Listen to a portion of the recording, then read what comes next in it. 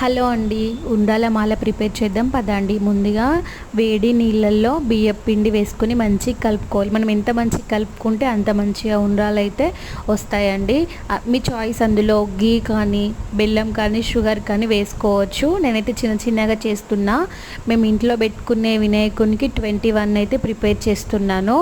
మంచిగా ఆవిరి మీద ఉడకబెట్టుకోవాలి. ఒక 10 మినిట్స్ ఆవిరి మీద పెట్టిన తర్వాత మనము త్వరగానే మాల అనేది ప్రిపేర్ చేయొద్దు. ఒక 2 మినిట్స్ అయిన తర్వాత మాల అనేది ప్రిపేర్ చేసుకోవాలి. దానికి ఒక 5 దారాలు వేసి సూది పెట్టి దానికి మెల్లగా కుచ్చుకోవాలి.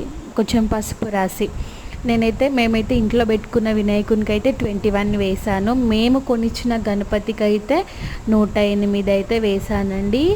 నేను ఫస్ట్ టైం పెద్ద వినాయకునికి మాల వేయడము. ప్రతిసారి చిన్న వినాయకునికే వేస్తాను. వీడియో నచ్చితే like, share, comment. Thank you for watching.